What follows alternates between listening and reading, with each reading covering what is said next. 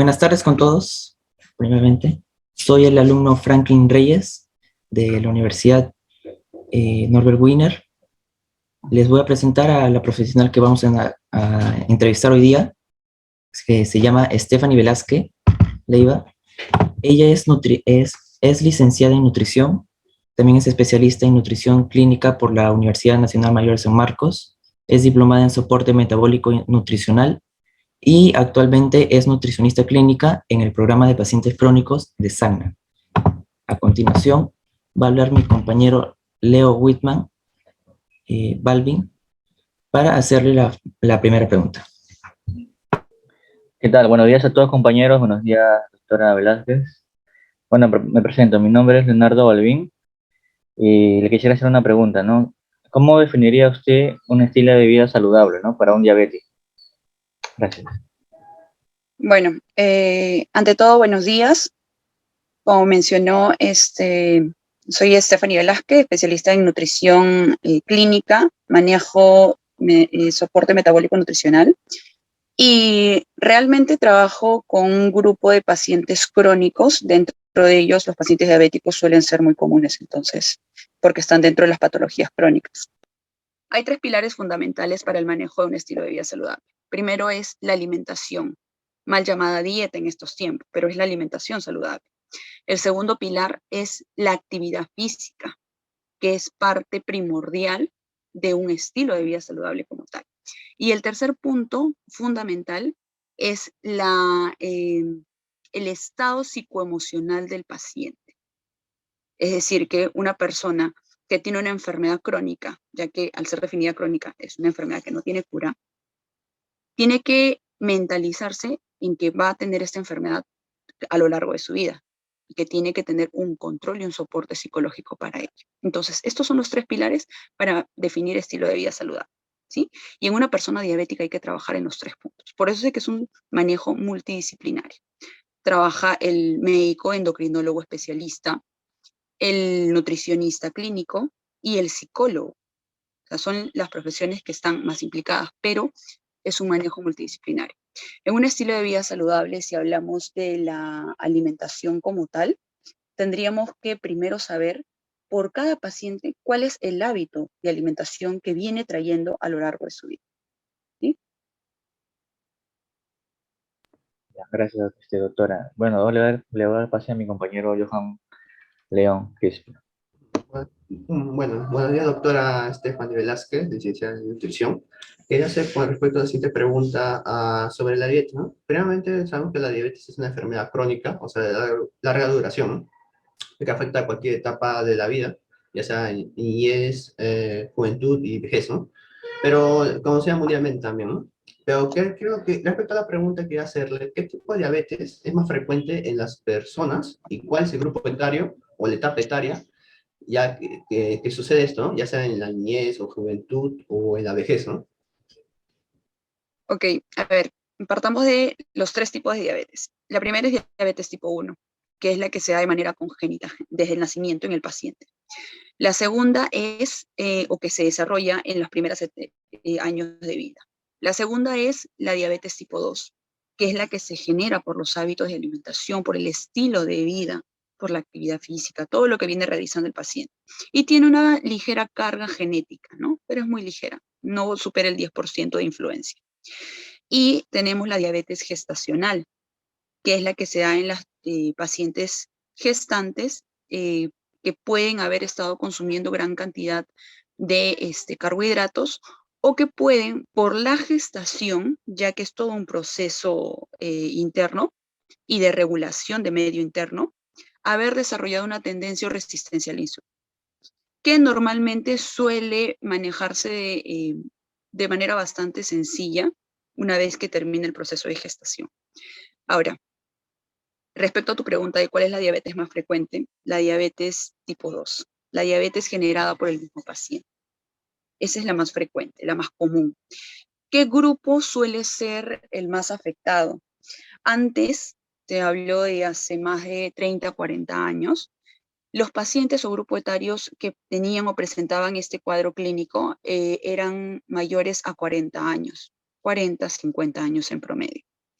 Ahora, los pacientes que pueden contraer la diabetes tipo 2 o que pueden enfermarse de diabetes tipo 2 están llegando entre los 20 a 30 años. Es decir, que desde una etapa más temprana los pacientes están desarrollando esta patología.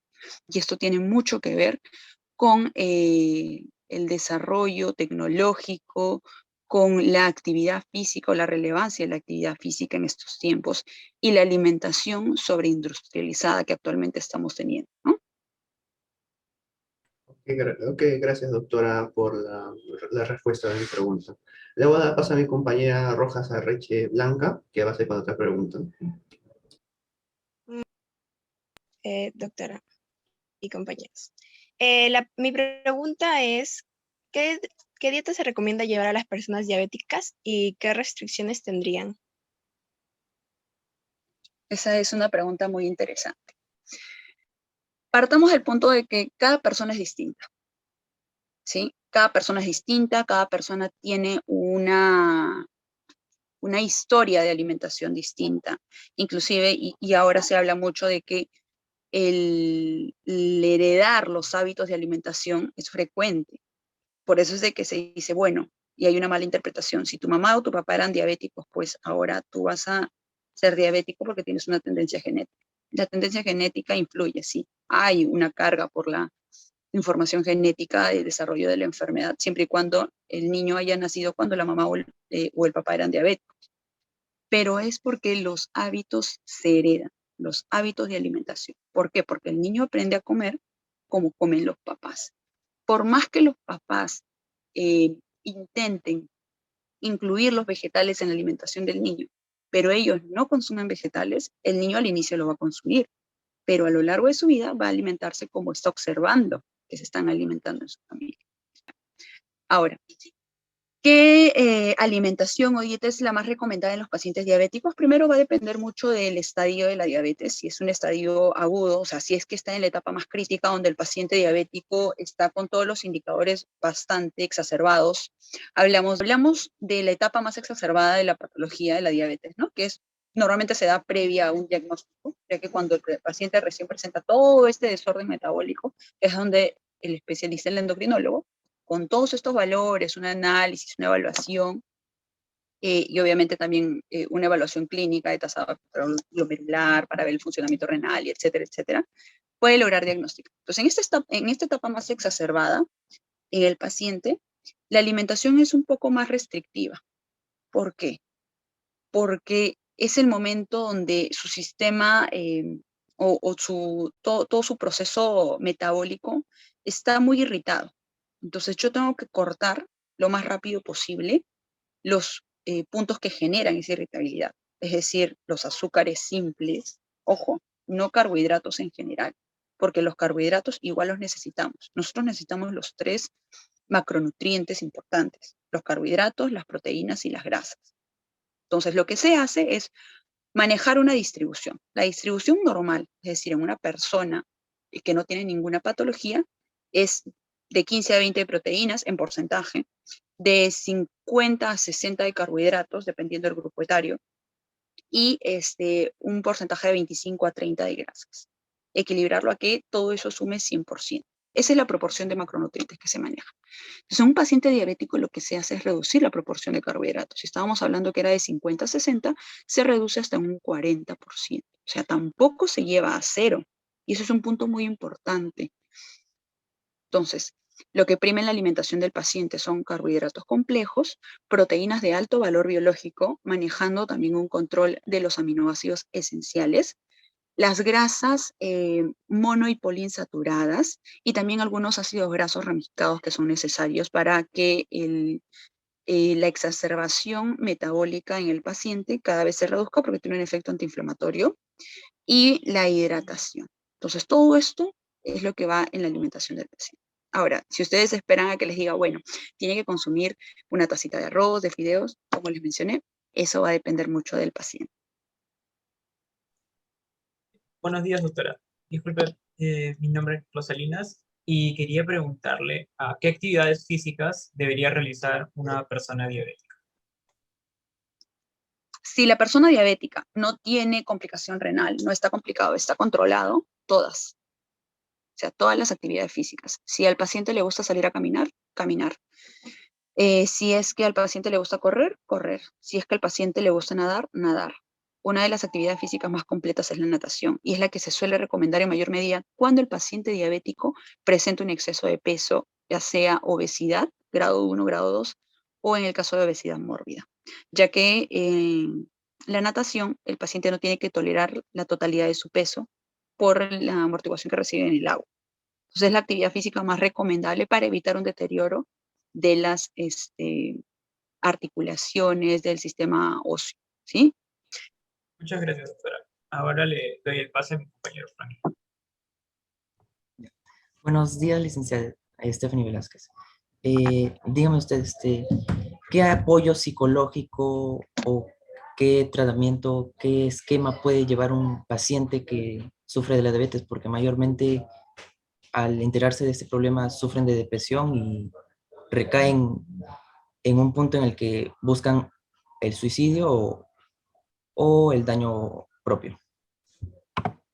La diabetes es una enfermedad crónica. Cuando el médico se la explica al paciente, es muy tajante y muy frontal. Eso tiende a generar depresión en el paciente. Es muy frecuente y es normal, porque el paciente ya no va a poder llevar una vida normal dependiendo del estadio de su diabetes. No va a poder llevar una vida normal en etapa inicial. Va a tener que controlar y regular su alimentación, a lo que no estaba acostumbrado, porque si hubiera estado acostumbrado no hubiera llegado a diabetes. Y esto es un punto muy importante.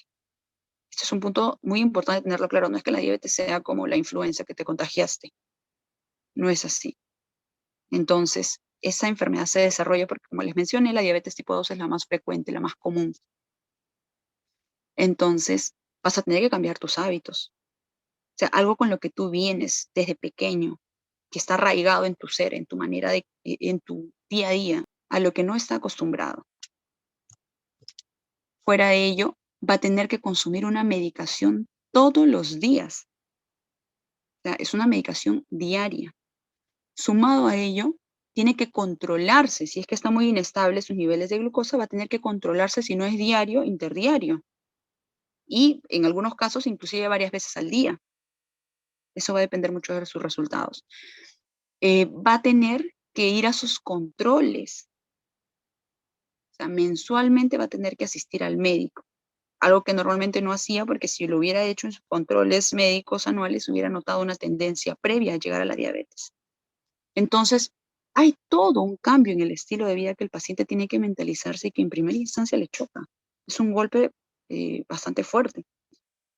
Pero ¿por qué el médico y los especialistas somos tan tajantes y tan frontales y tan directos con las complicaciones de la diabetes?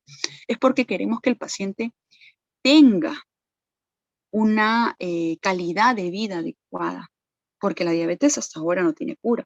Hay estudios que están demostrando que sí se puede controlar solo con la alimentación, pero hasta ahora no hay un estudio contundente que nos diga, sí, la diabetes con tal cosa, tal cosa, tal cosa, se cura, usted ya no va a padecer de diabetes. No la hay. Entonces, va a ser una enfermedad con la que el paciente va a tener que convivir.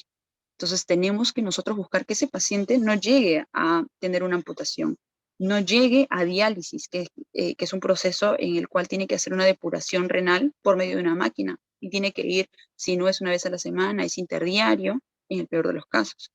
Que no llegue a necesitar un trasplante de riñón. Entonces, que este paciente no llegue a complicaciones de la piel más severas. Por eso es de que los especialistas son muy frontales cuando hablan de la enfermedad y de la importancia que es que el paciente cumpla el tratamiento. ¿Por qué?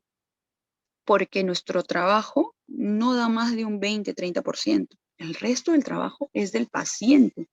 Y si el paciente no entiende la gravedad de la enfermedad, es muy probable que no cumpla con el tratamiento y que luego lamentablemente lo veamos con un síndrome metabólico más complejo, que desarrolle dislipidemia e hipertensión, que no tenga una calidad de vida adecuada.